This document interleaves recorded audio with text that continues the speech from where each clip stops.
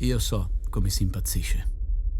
Un morto, steso lungo il fossato di una strada, può serrarci il cuore d'angoscia, ma se la visione dei morti lungo tutta una strada continua, il dolore si attutisce, scompare. Avviene così che un ferito che si comprime con la mano lo squarcio al ventre, se urla, ci annoia con la petulanza del suo piccolo dolore.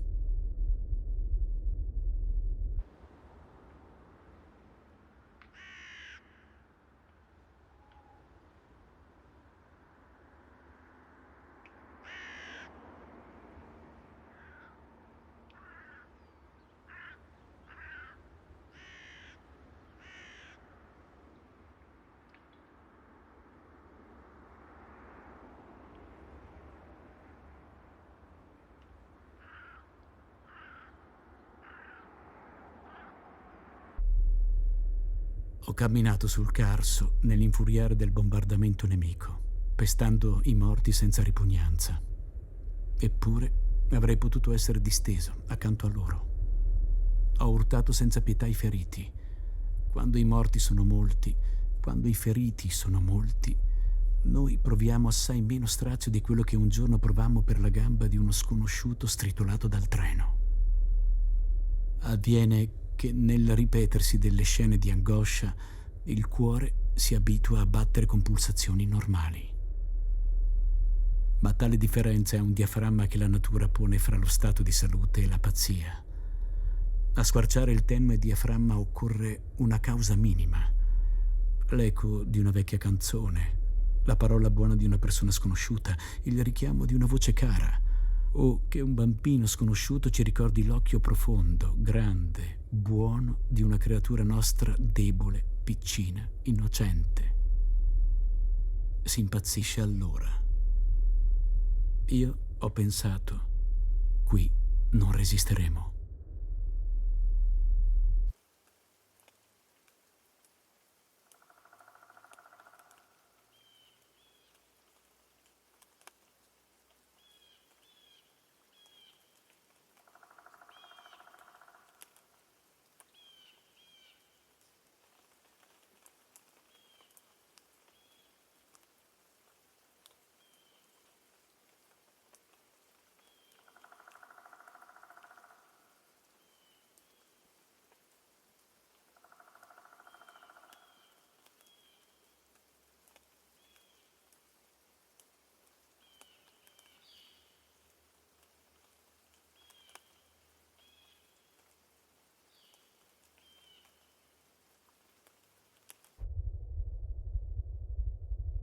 Ora io e il maggiore siamo in prima linea. La posizione è pericolosa ed assurda. Nel punto più alto distiamo a 8 metri dagli austriaci, i quali, appollaiati sulla cresta, ci tirano addosso bombe col fucile, barilotti, sassi, scatole piene di escrementi. Non esiste una caverna fuorché quella del cane, occupata dal comando di battaglione. Questa trincea si è chiamata fino a ieri Trincea della Morte.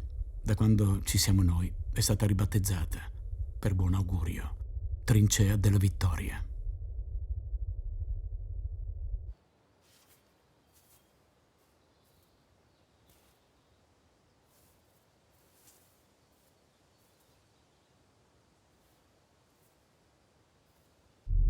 Assi di legno lunghe 2 metri, fino a 14 pezzi alla volta, dal Bogatin a quota 1678 metri, dalle 7 del mattino fino alle 6 di sera. Poi ci sono il rancio ed il riposo in mezzo ai cavalli. Il vapore emesso dai cavalli bagnati ha riscaldato un po' l'atmosfera. Gli abiti bagnati fumavano sotto le coperte sottili e quasi impermeabili. Per questo c'era odore di muffa e di corpi umani umidi. Quando la mattina scostavamo le coperte, dai corpi usciva vapore come da pentoloni bollenti. Se uno non è fatto di ferro, prima o poi sarà stroncato.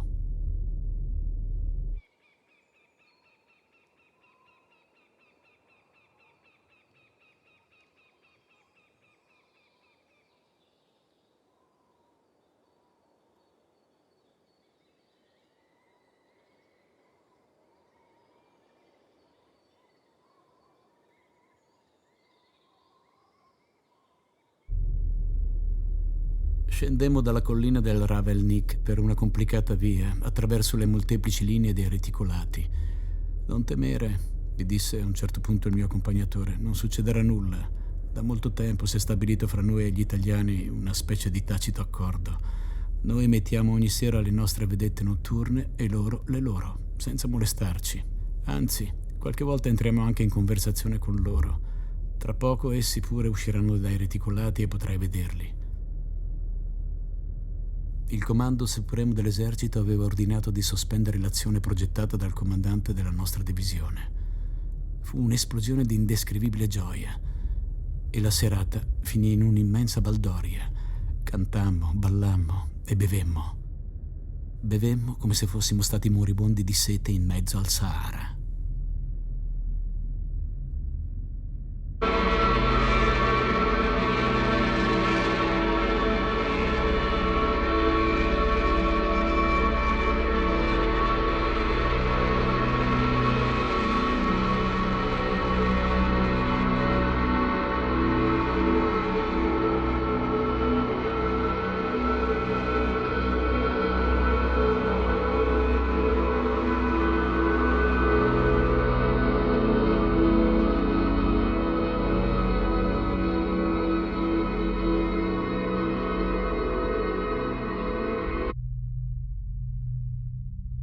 Eravamo tutti arsi dalla sete.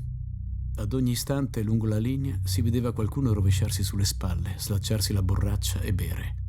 Pochi minuti di bombardamento erano bastati per inaridirci la bocca, la lingua e la gola e farci desiderare follemente una goccia che ci dissetasse e frenasse con l'arsura, un'impazienza frenetica.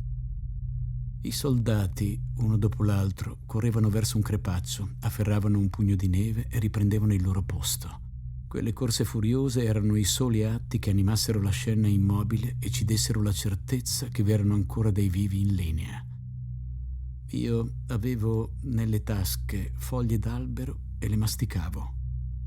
Tutti fumavano. Il maggiore, con una sigaretta finita, se ne accendeva un'altra e fumava senza interruzione. Poi prese un foglio di carta, vi scrisse a lapis qualche parola e me lo passò.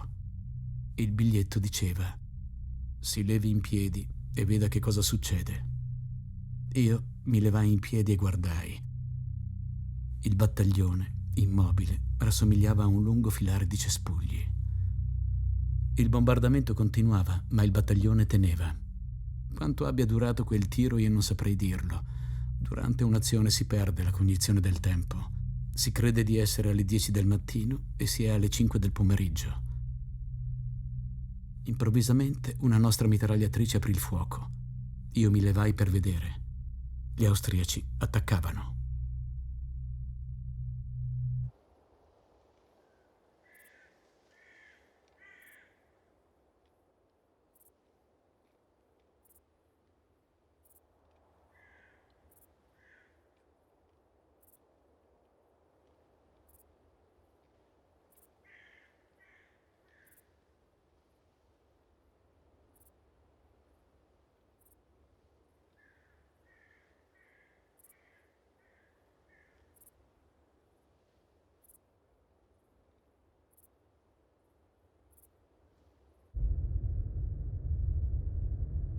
Come sempre, fino ad allora, anche la notte di Natale ci hanno fatto andare sul Bogatin. Nella sua esagerazione, il colonnello decise che dovevamo caricare su una slitta da 100 a 120 assi lunghe 2 metri, senza alcun supplemento di cibo e senza riposo. Finito il lavoro, cadevamo sui tavolacci senza parole. Solo qualcuno più resistente accendeva il fuoco e si dava il cambio vicino alle stufe. A mezzanotte ci strappa dalle coperte l'ordine di andare alla messa. Fuori cadeva la neve mista a pioggia. La chiesa era sotto un'altra roccia, in un luogo protetto dalle granate. Tutti si affollavano lì, addirittura uomini dalle prime file. La banda ha suonato Stille Nacht. Dalla prima linea si sentivano gli spari delle vedette. In lontananza si sentiva scavare una galleria nella roccia. Noi, invece, bestemmiammo. Lo dico sinceramente. Non ho mai bestemmiato tanto e bestemmiato tutto così nel dettaglio come durante quella notte di Natale. Che senso ha questa commedia che non ha nulla a che fare con la nostra situazione? Perché ci tolgono il sonno così necessario? Eravamo in pieno inverno, sulle cime tirava vento, la neve si sollevava e precipitava in profondità irraggiungibili. Il giorno dopo, di Santo Stefano, le valanghe hanno seppellito 200 bosniaci.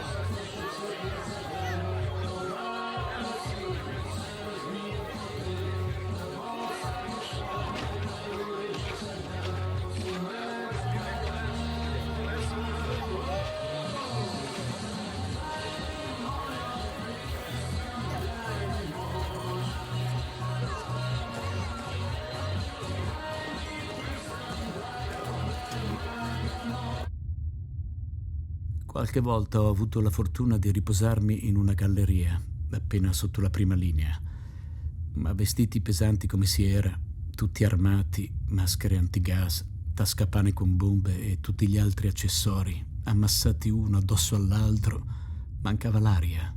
Era un patimento indescrivibile.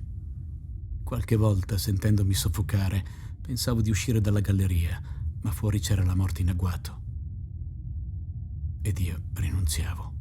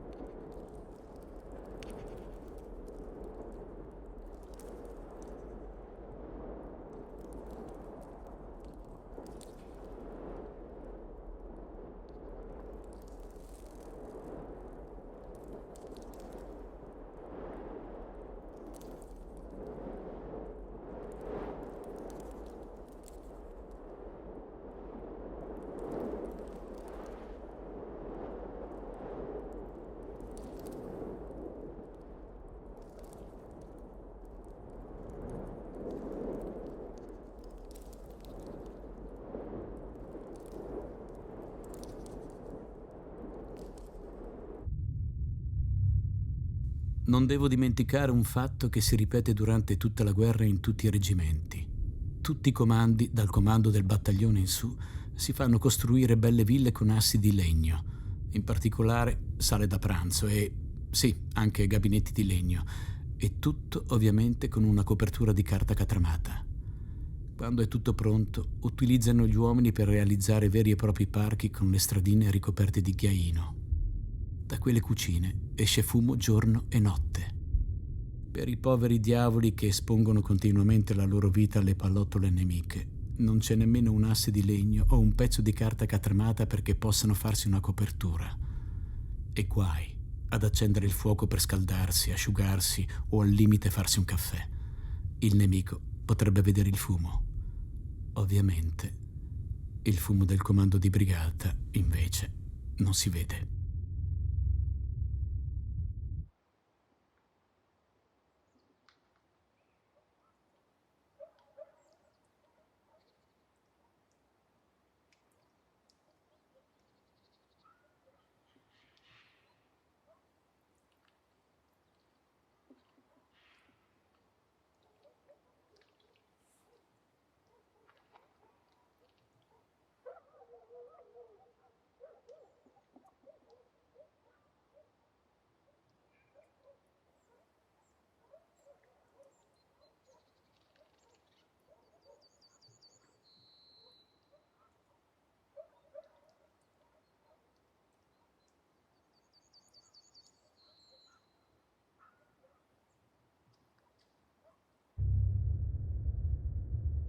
Questi 9 mesi ininterrotti di montagna hanno dissanguato e distrutto il reggimento in cui i soldati, divenuti ormai tanti selvaggi trogloditi, si consumano giorno per giorno in una lotta oscura ed insidiosa, votati inesorabilmente alla morte.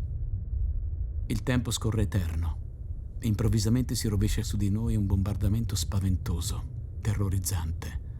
Sono centinaia di bocche da fuoco che battono, frugano, frantumano, polverizzano tutto all'intorno. Ci spostiamo un po' a destra e ci aggruppiamo dietro a un rialzo del terreno, fra i rovi e le ortiche bagnate. Sentiamo gli occhi e la gola bruciare ed un odore strano di erba marcita e di mandorle amare. Applichiamo le maschere. Corro fra i soldati incespicando, respirando a fatica, sudato, soffocato, per accertarmi che tutti siano al loro posto, che nessuno si sbandi o si perda. Le schegge, i bossoli fischiano e tagliano l'aria greve e fra tutto quel fracasso indemoniato si levano le grida ed i lamenti dei primi feriti.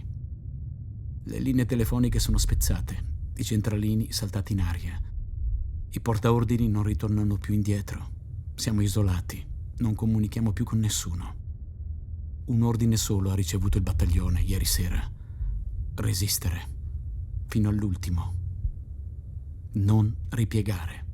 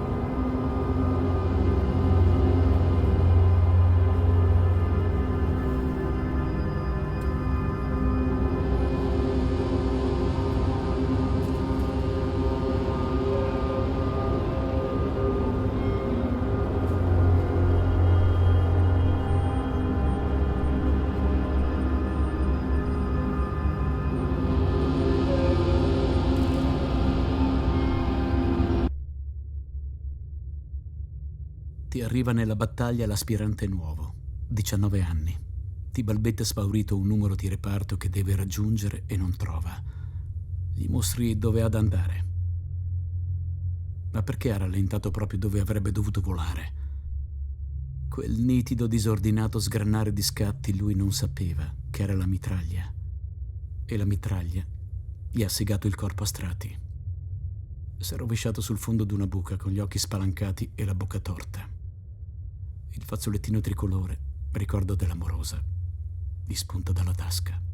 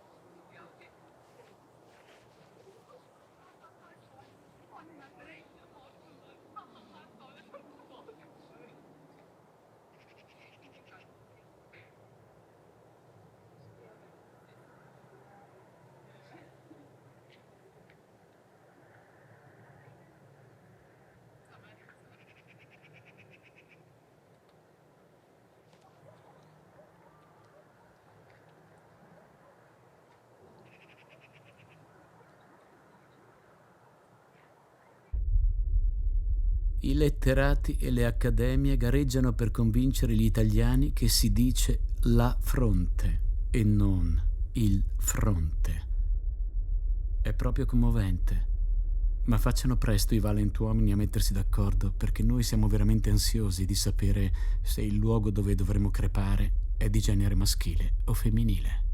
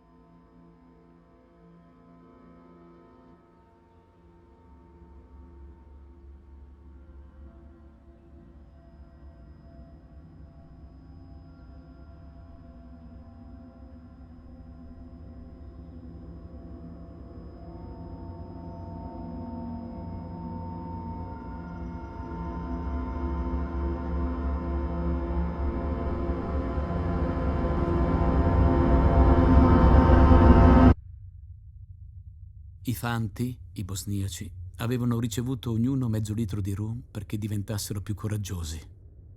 Poco dopo sentiamo sotto di noi sulla ciucla un grande fragore e grida selvagge di urrà della fanteria.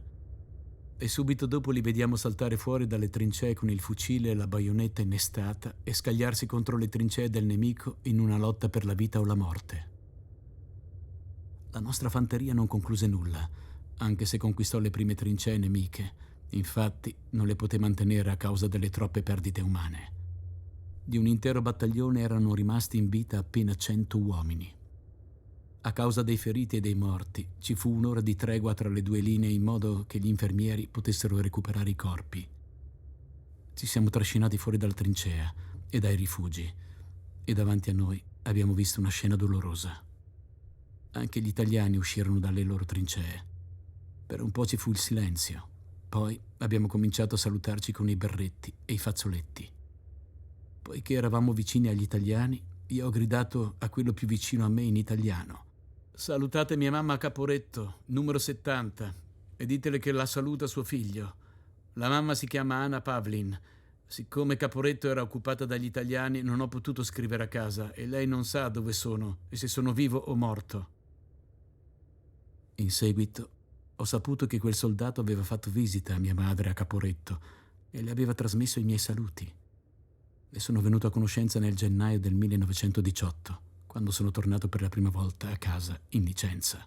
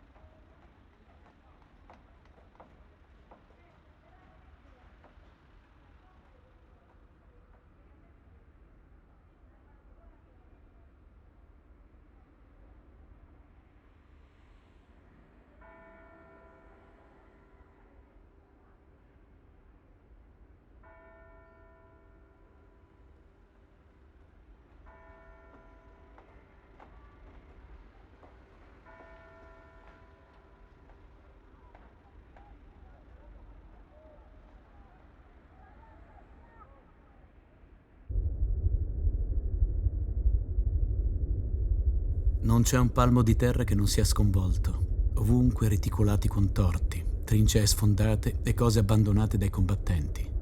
Nell'aria è un odore grave e atroce di cadavere che afferra la gola e mozza il respiro. I sepolti e gli insepolti mandano la vampata della loro putredine che germina nella terra su cui mi inginocchio e che bacio. E nel campo, improvvisamente, una cosa si agita. Le immagini più assurde mi inchiodano senza respiro. È una lepre che mi guarda un poco, immobile, e fugge velocemente, scomparendo.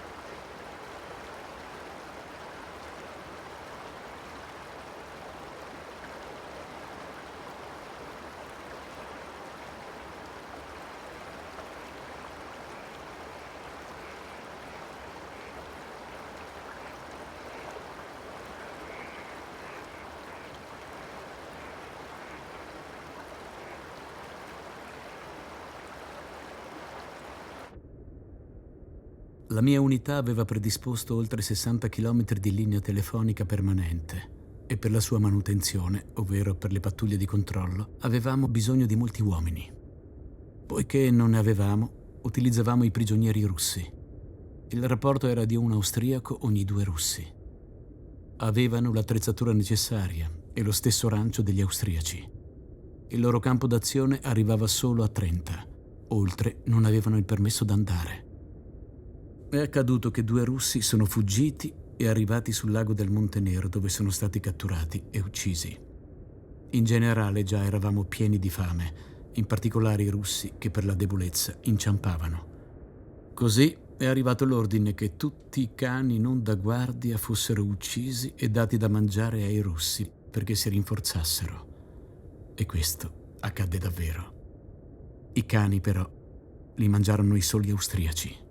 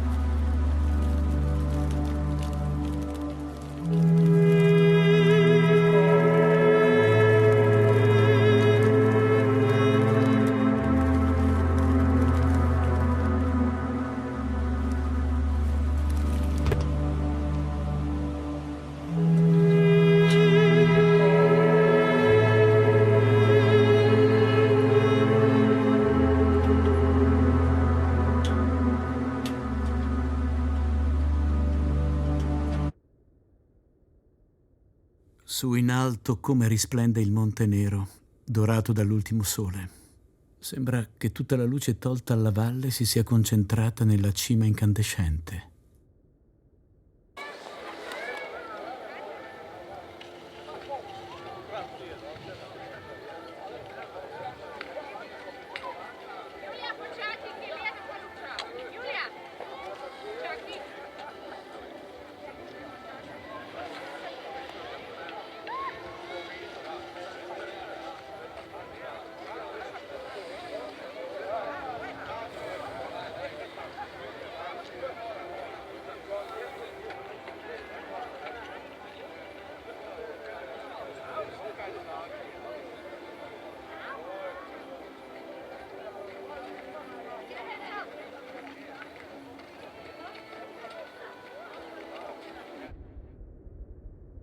I tempi erano cattivi. L'inverno era stato freddo, assai, caratterizzato da abbondanti nevicate, e le montagne tutte intorno erano piene di neve fino alle falde. Frequenti erano le valanghe e continuamente giungevano le notizie di disgrazie causate da queste. Il freddo e l'abbondanza della neve rendevano quanto mai faticosi e difficili i rifornimenti alle truppe che erano nelle posizioni più elevate. Erano i disgraziatissimi Trager, i portatori che salivano alle trincee del Rombon, della Ciucla, dello Svignac.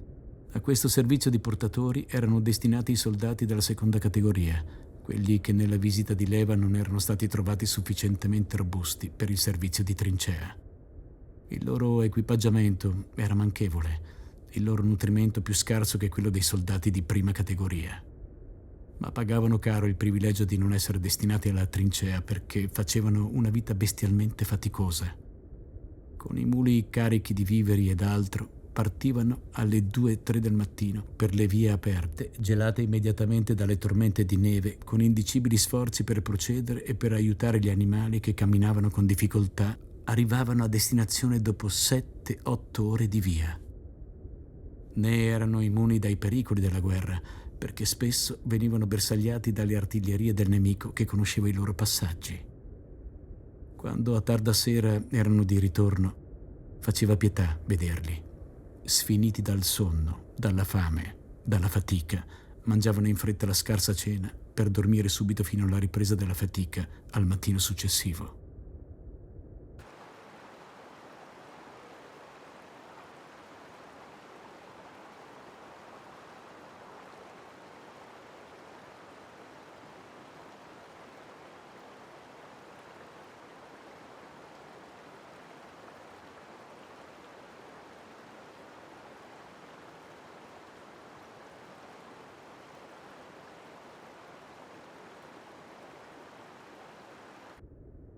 Il lavoro ferveva nell'oscurità.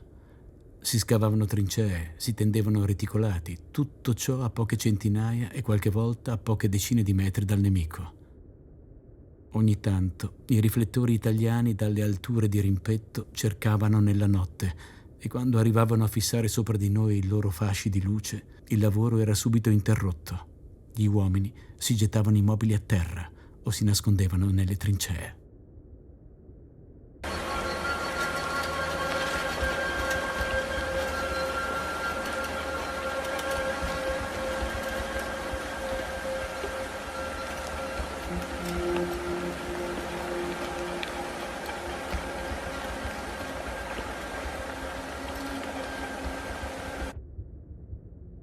Ero tutto pieno di pidocchi ed anche questi insetti mi davano il loro fastidio. C'erano pure tanti topi, starei per dire addomesticati, che passavano e ripassavano su di noi.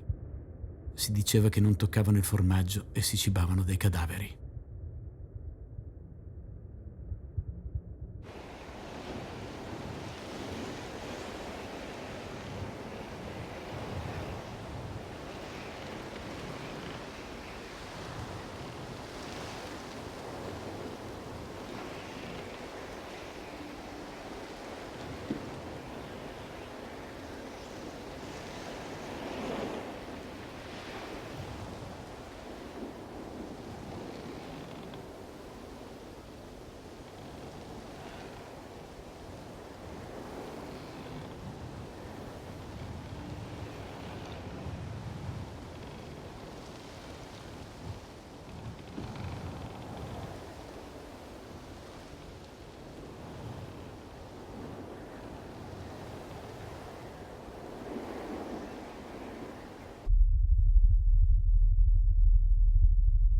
Dormo al posto di guardia dei ciclisti del quinto Bersaglieri.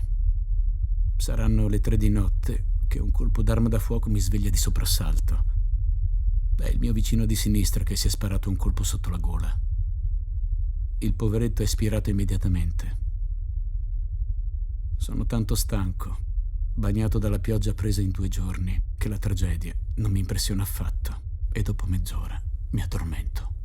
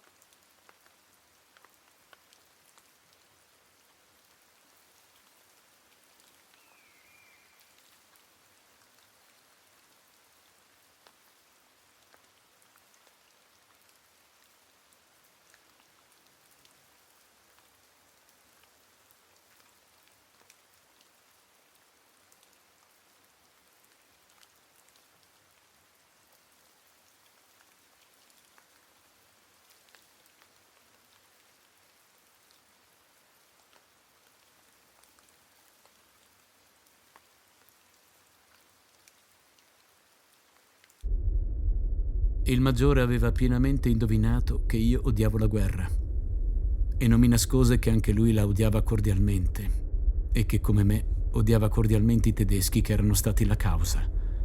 Da ciò la sua avversione per il tenente Braun, che era un duro tedesco della Boemia. Odiava anche gli ungheresi. Era preoccupato di quello che sarebbe potuto avvenire della sua patria. Se la prendeva con Cadorna, che egli riteneva un incapace, perché con tutta facilità avrebbe potuto fare un'offensiva sul fronte di Plezzo e imbottigliare senza vie di scampo tutto ciò che era nella valle dell'Alto Isonzo e nella valle della Koryznica, dove eravamo noi. E qui aveva ragione. Aber was macht diese Caverna? Mi diceva spesso il maggiore Paternel, che aveva la particolarità di non sapere dire un nome esatto. Ist ein richtiger Trottel? Io credo che in fondo egli desiderava una buona e improvvisa offensiva italiana nel bacino di Plezzo per poi andare a finire prigioniero in Italia. Lui in Italia non c'era mai stato e mi domandava sempre di Venezia, di Milano, di Bologna, di Firenze, di Roma. Evidentemente, nel suo pensiero, sceglieva i luoghi migliori per la sua ipotetica prigionia.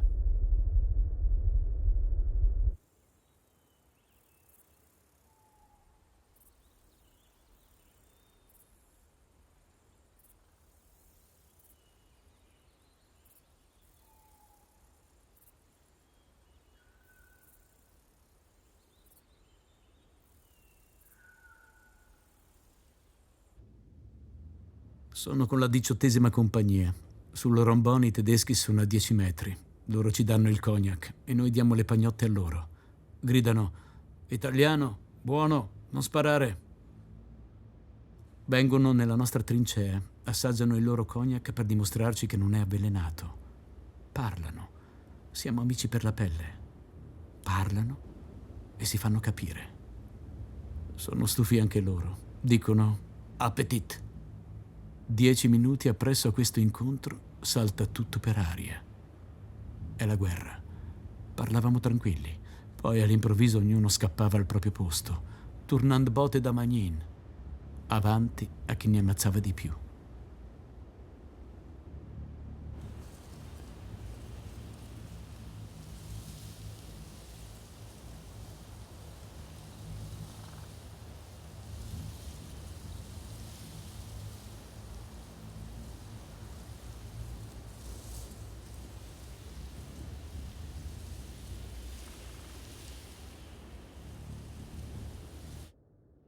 In fondo a me secca immensamente di non aver lasciato in zona di pace un pazzesco amore travolgente.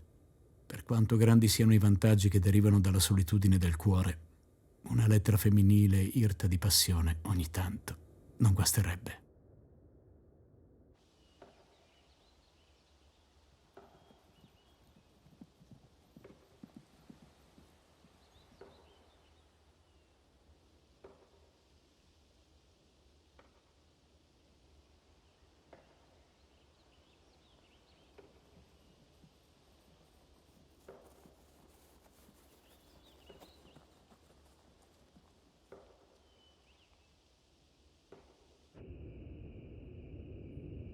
Dalla casa dove siamo, vedo nella sera che imbruna l'aria le figure nere dei soldati che attendono. Non una fucilata, non una cannonata. Eppure il nemico è di fronte. Attaccherà certamente domani. Se attaccasse ora sarebbe la fine. Perché i soldati sono per tutte le case, a mangiare, a bere, vinti dalla fame e dalla stanchezza.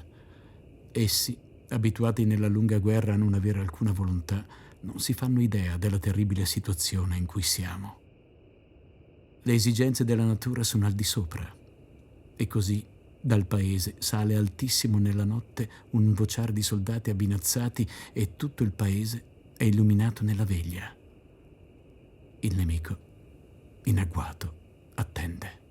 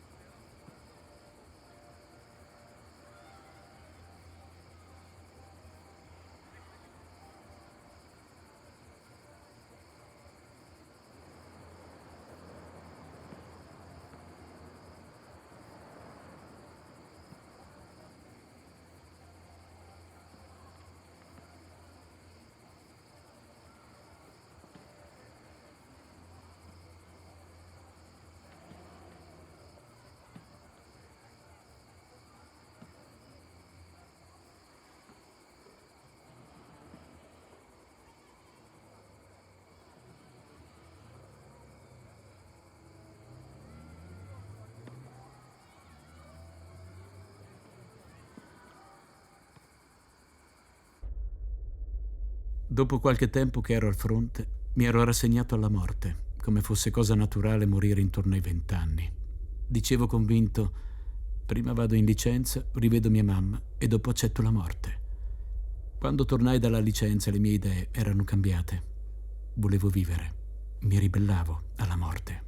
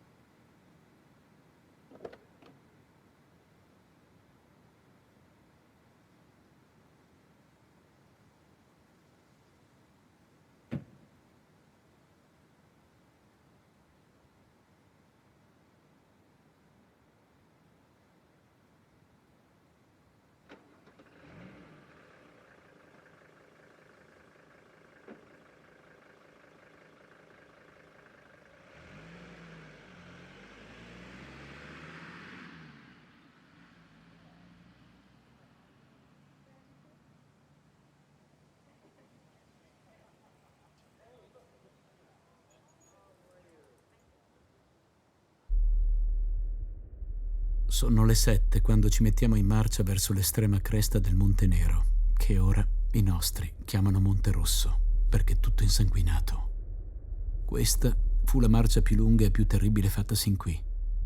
Alla quota 2200 il sentiero, appena percettibile, si snoda sul dorsale di una cresta. Appena sotto l'abisso scende a picco per centinaia di metri. Si procede in fila indiana troppo serrata. Lo zaino taglia le spalle. Il nemico ci scorge e ci spara contro le granate da 305. Gli effetti sono terribili perché noi, immobilizzati su quella parvenza di scosceso sentiero, non possiamo né procedere né retrocedere. Il terzo colpo batte 5 metri sopra il sentiero. Un enorme masso di roccia precipita e travolge una ventina di bersaglieri.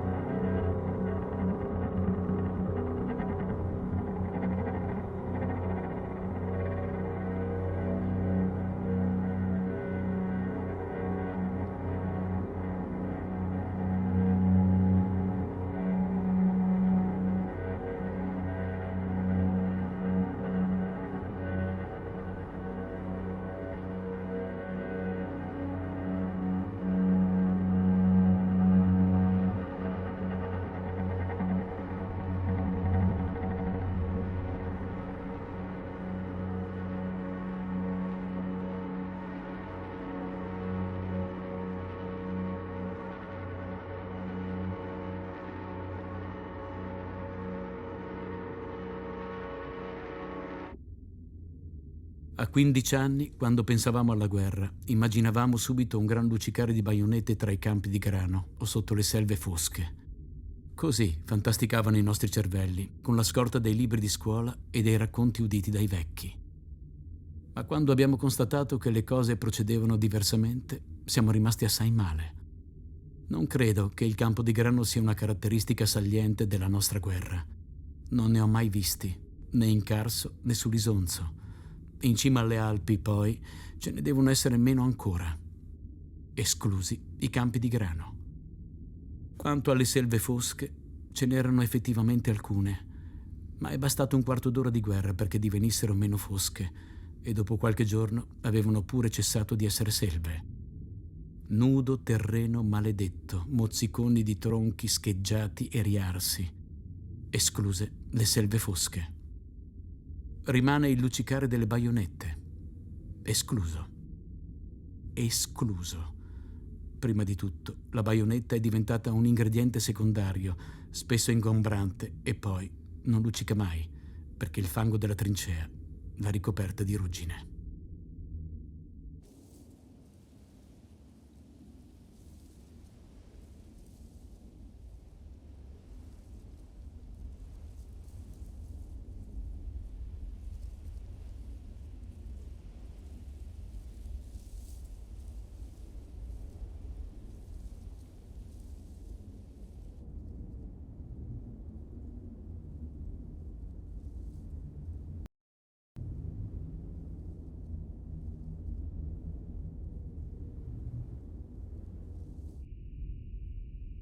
In una baracca, un ufficiale del comando di divisione vista i documenti di viaggio. Folla di soldati. Scusa, collega, non potresti fare più prestino? L'amico sta firmando per intero. Mi guarda di sotto in su. Poi mi sbircia le stellette della manica e riprende tranquillissimo la firma con uno svolazzo. Mi sale dallo stomaco, ma mi domino e mi chino e gli dico in un orecchio: collega, parlo con te. Accelera a mettere i tuoi autografi o ti faccio ruzzolare sotto il tavolo. Allora, con la solita flemma, posa il bollo, si gira sulla sedia e mi guarda con un'espressione di sfottò. Voi della trincea avete il carattere un po' difficile.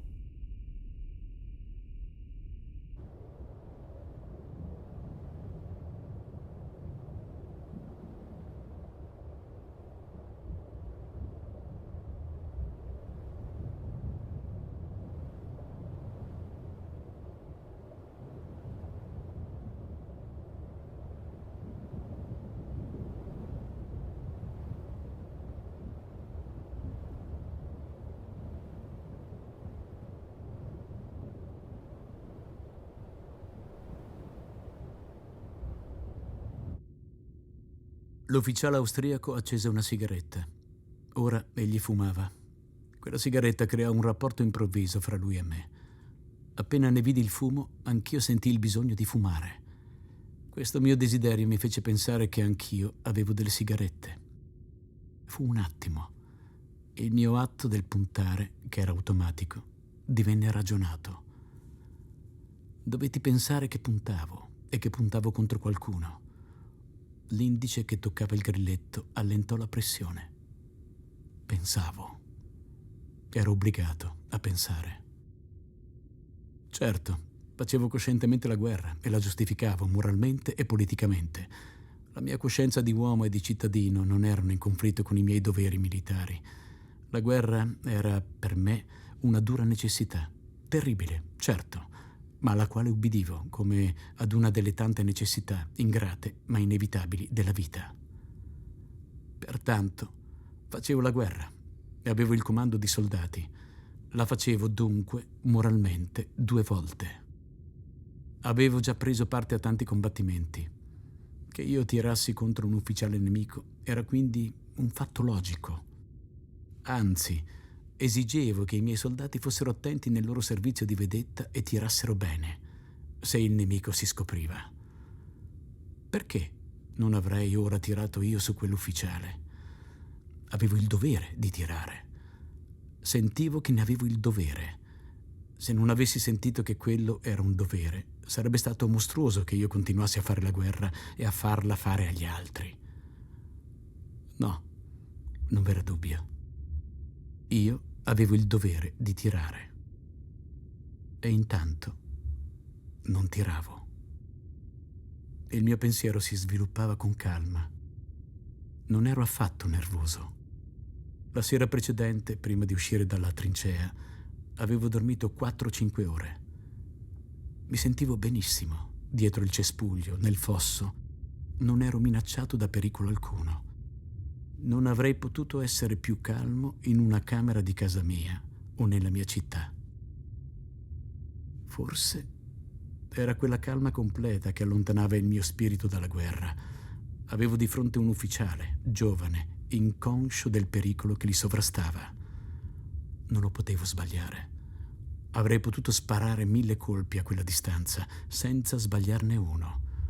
Bastava che premessi il grilletto. Egli sarebbe stramazzato al suolo. Questa certezza che la sua vita dipendesse dalla mia volontà mi rese esitante. Avevo di fronte un uomo. Un uomo. Un uomo. Ne distinguevo gli occhi e i tratti del viso. La luce dell'alba si faceva più chiara ed il sole si annunziava dietro la cima dei monti.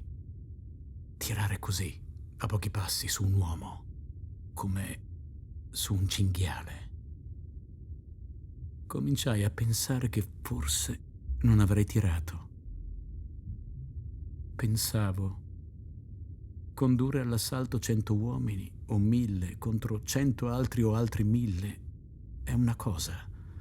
Prendere un uomo, staccarlo dal resto degli uomini e poi dire: ecco, sta fermo, io ti sparo, io ti uccido, è un'altra.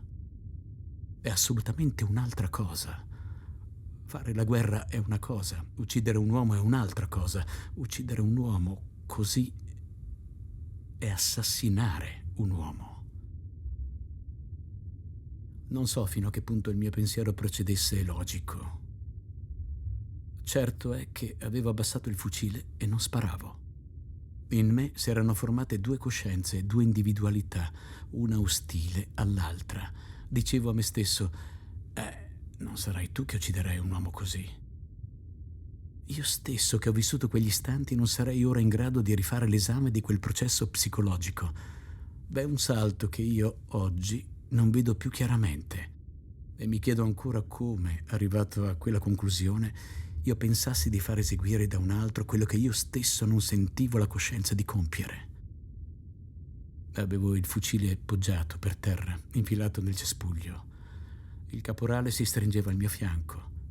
Gli porsi il calcio del fucile e gli dissi a fior di labbra: sai, così un uomo solo, io non sparo. Tu vuoi? Il caporale prese il calcio del fucile e mi rispose: neppure io. Rientrammo carpone in trincea. Il caffè era già distribuito e lo prendemmo anche noi. La sera, dopo l'imbrunire, il battaglione di rincalzo ci dette il cambio.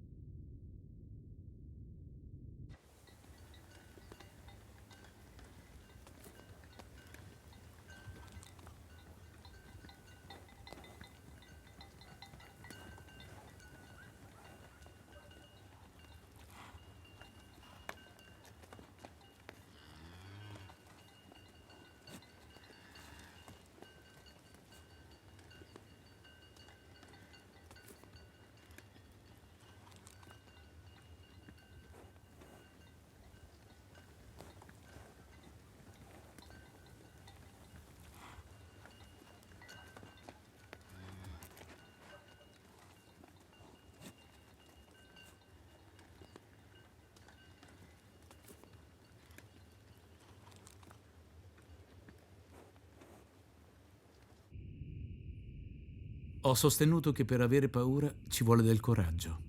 È una verità. Colui che ha paura sa che se lo dimostrerà sarà senz'altro ucciso. Ora si ha paura solo quando la si dimostra. E se egli va avanti contro la fucileria, contro il cannone, forse vivrà. Tra chi dunque va avanti e spera e chi fugge e non spera più, il maggior coraggio è di chi scappa, perché costui ha la morte certa. Perciò la sublimità del coraggio non è di chi va avanti, ma di chi va indietro. Ci vuole un bel coraggio ad essere vigliacchi.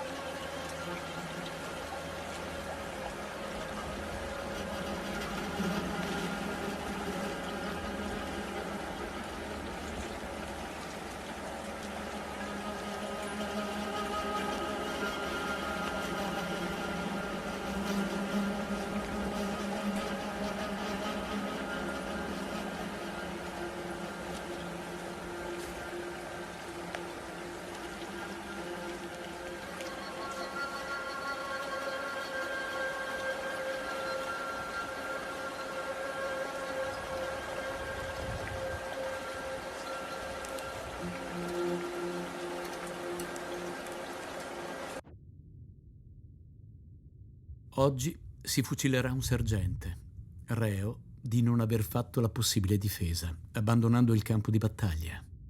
L'uomo, condotto alla morte, tenta di fuggire, come una povera bestia inseguita dalla muta dei cani. La legge di guerra lo afferra e lo fucila. Questo sergente che oggi sarà fucilato fu arrestato mentre tentava di fare una scappata a casa. Egli mi ha detto: «Sono da 1 anno al fronte. Ho fatto sempre il mio dovere. È possibile che mi si fucili?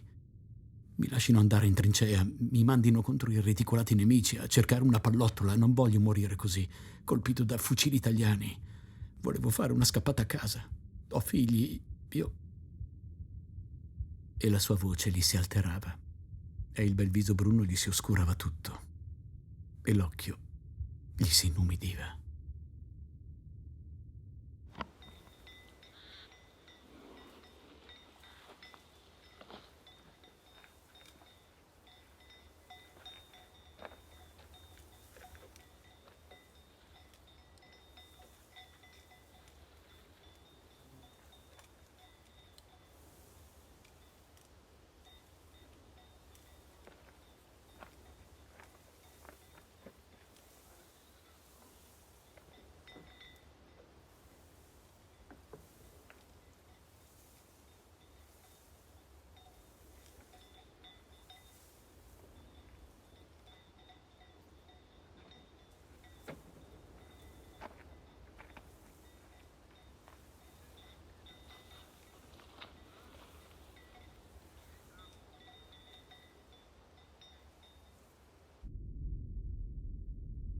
Ci sono dei momenti, i giorni scorsi, che non so dove collocare.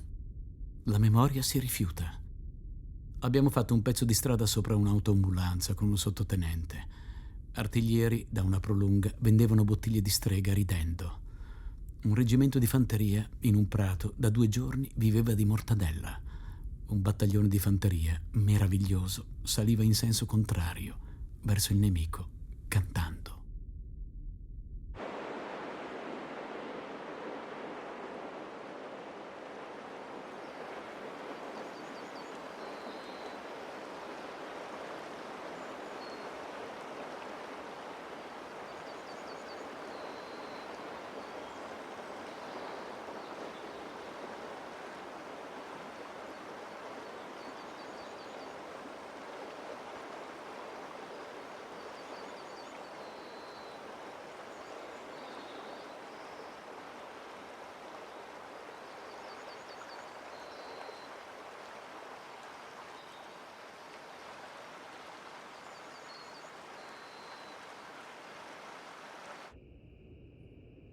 È appena l'alba. Mentre l'attacco è uno degli ultimi dell'11ª offensiva, la nostra artiglieria inizia il tiro di attacco o sbarramento. Quella austriaca controbatte. Sembra debba cadere il mondo. Siamo lì, pronti con baionetta innestata e bombe a mano in attesa di scattare. Lungo la linea viene fatto scorrere un bidoncino che contiene cognac e ce ne viene dato a ciascheduno una tazzina, cosa che io non bevo, perché questo ti ubriaca e ti rende un leone, però senza controllo.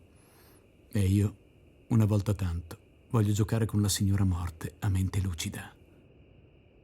Gli ufficiali hanno impugnato le pistole. La mitraglia nemica ti porta via le pietre da sotto i piedi. Bisogna scattare a balzi e arrivare sulla linea avversaria, se no si resta per la strada.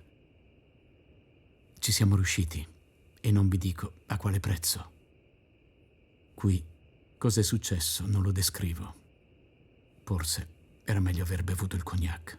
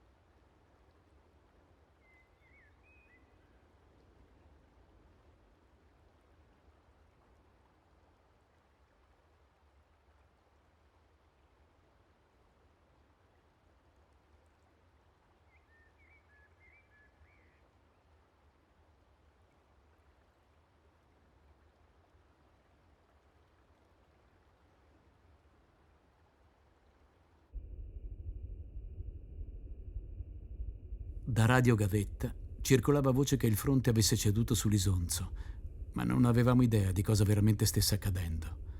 C'era molta agitazione al comando di reggimento.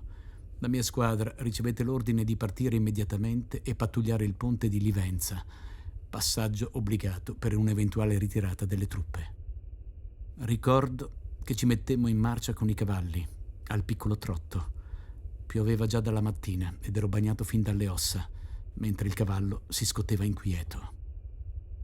Mano a mano che avanzavamo, si udiva sempre più distinto ed insistente il rumore delle cannonate.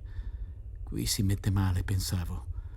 Quando infine giungemmo a poca distanza dal ponte, sul fiume, ci rendemmo conto della gravità della situazione. Una vera fiumana di soldati e civili si riversava dal ponte verso la piana, nella quale si perdevano le voci di comandi all'ordine da parte di alcuni ufficiali. Non sapevamo cosa fare. Arginare quella fiumana di fuggiaschi era impossibile. I cavalli erano agitati e faticavamo a controllarli. Anche il caporale che ci guidava non sapeva quale decisione prendere. Sentimmo improvvisamente come dei latrati, prima lontani, poi sempre più vicini. Erano le voci rauche di comando degli austriaci che si stavano avvicinando. Dunque, eravamo in trappola. Ormai impossibile fuggire. Infatti, dopo poco entrarono rumorosamente, minacciosi, con i fucili puntati. Esistevano davvero e facevano più paura dei fucili puntati.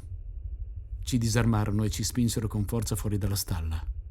Camminammo a tentoni, nel buio, sotto le spinte e le loro grida minacciose, fino a quando ci trovammo inseriti in una lunga colonna di prigionieri come noi.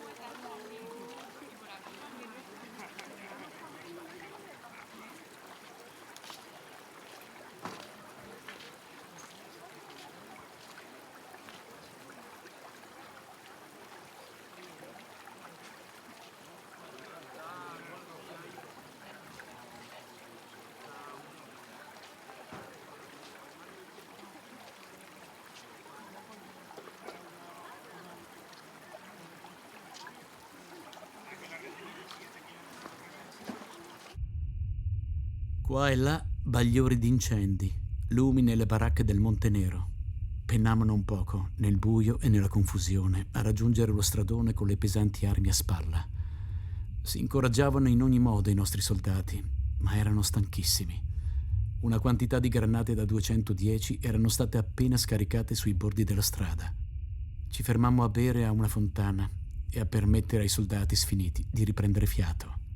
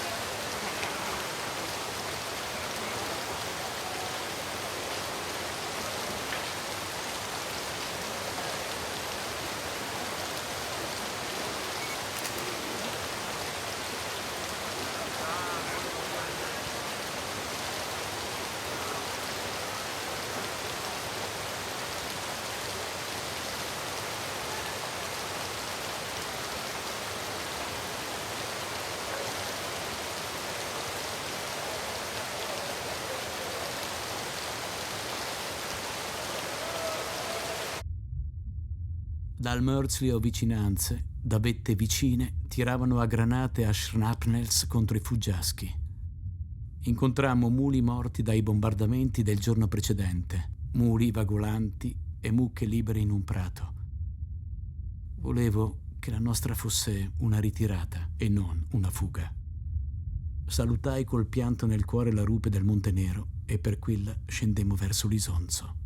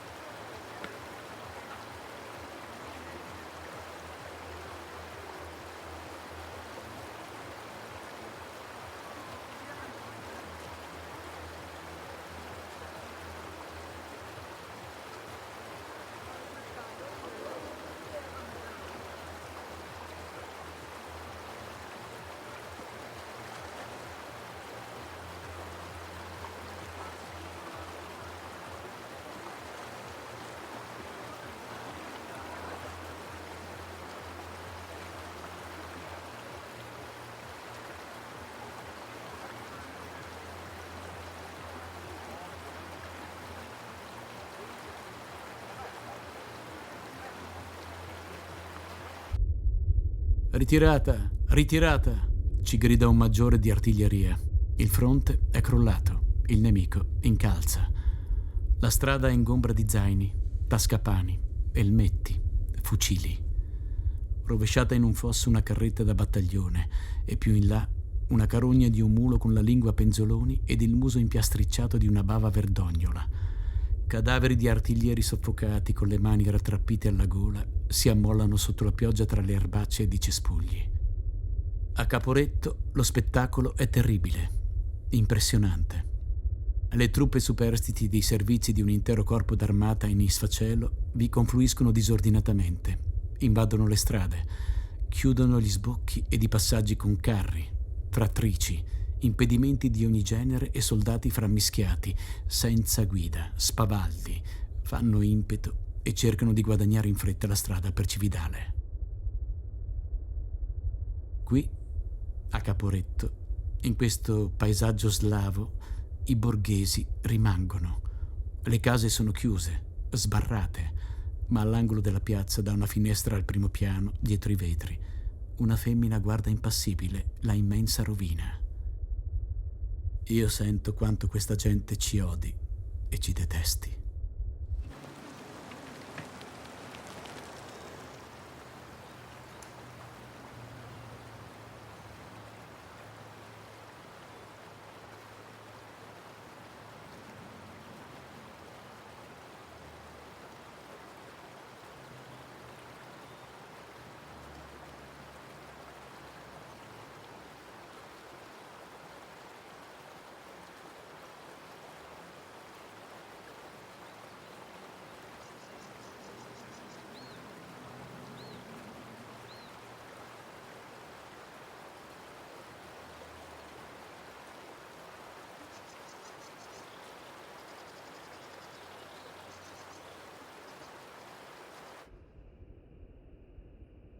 Mentre le fucilate si fanno più vicine, osservo.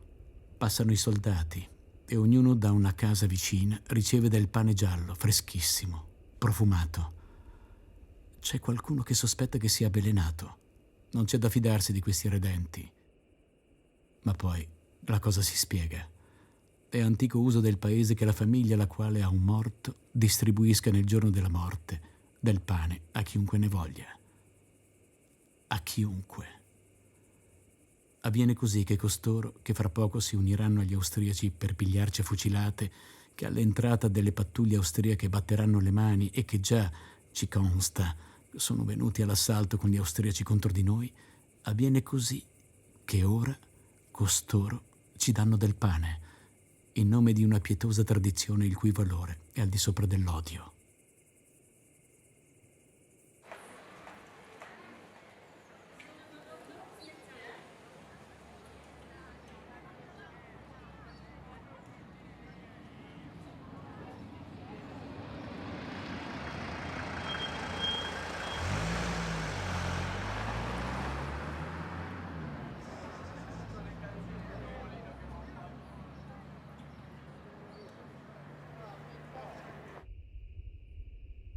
È notte e in lontananza rosseggiano i bagliori degli incendi. Camminiamo in silenzio insieme ad altri soldati sconosciuti.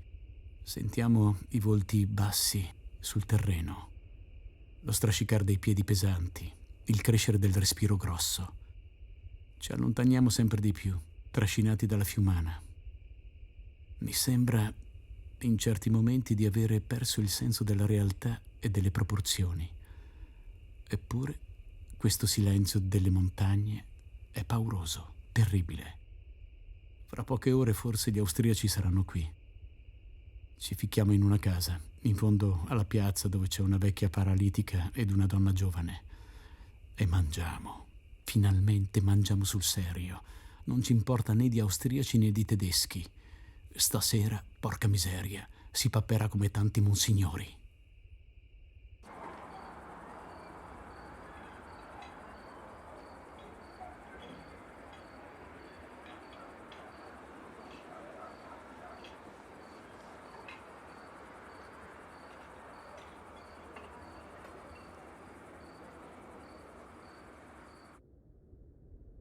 Verso le 6 di mattino del 18 settembre, un soldato austriaco, in lingua italiana, gridò: «Bersaglieri, arrendetevi!» E i nostri risposero di no. Ce lo disse ancora una volta. Visto che nessuno si arrendeva, cominciò una tragedia mai vista, che nella mente di ogni superstite resterà di imperituro ricordo. Alterigia e mitragliatrici sparavano a zero. In poco tempo morti e feriti divennero di un numero impressionante. Gli austriaci cessarono di nuovo il fuoco e ci dissero: «Arrendetevi, prendete su i vostri feriti e portateli qui. Non state a morire così. Vedete da soli che per voi altri non c'è scampo». I feriti cominciarono a gridare: «Compagni, arrendetevi, se no nessuno si salva». Erano grida strazianti che un cuore di sasso avrebbe avuto pietà. Allora cominciò la resa. Andammo su, disarmati, portando con noi i feriti.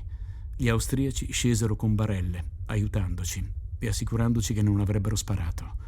Arrivati nelle linee nemiche, soldati e ufficiali, tutti, ci diedero la mano, trattandoci con modi cortesi e cavallereschi.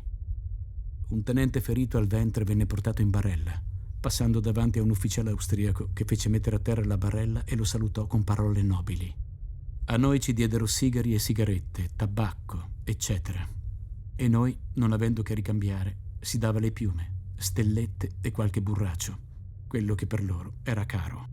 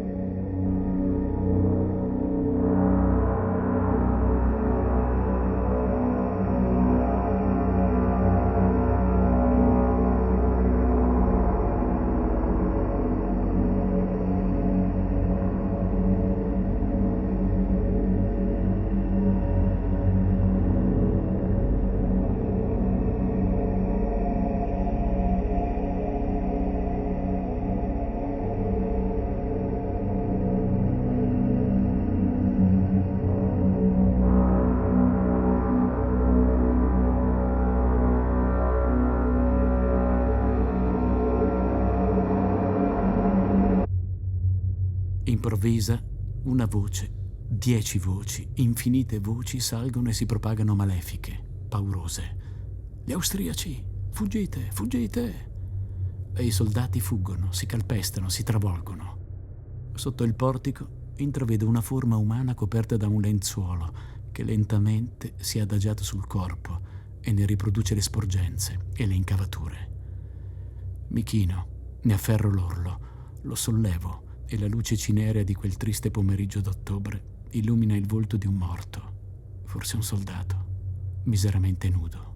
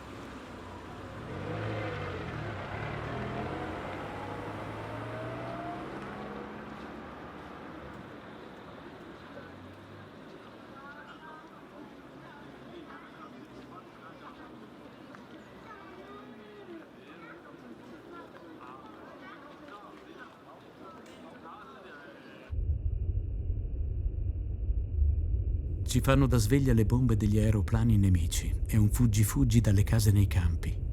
Una granata incendiaria cade a 30 passi da me e colpisce un camion che è avvolto dalle fiamme.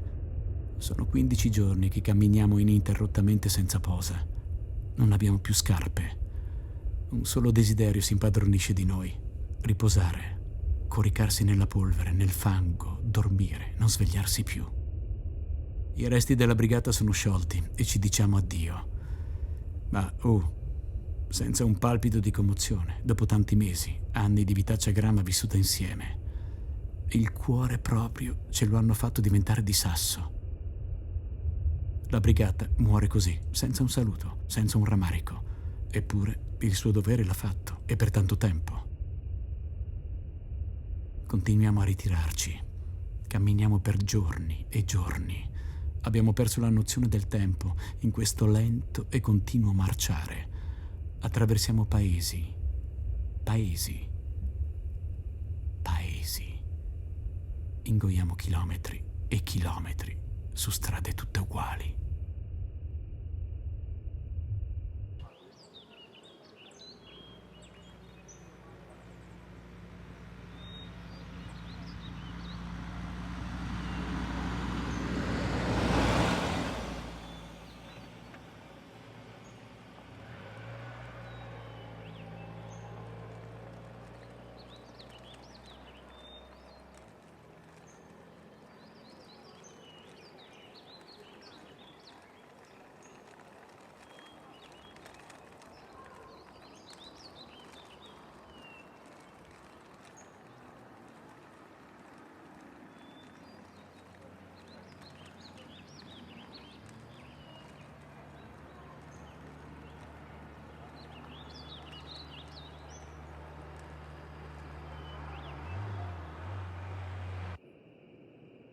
Passano bambini che hanno perduto le scarpine nella corsa e pestano i piedini nel fango nero, senza più lagrime, perché sono già sommersi nel dolore e nell'ombra. Le madri, cupe, discinte, li trascinano disperatamente. Salvano i nati come le fiere. È la guerra.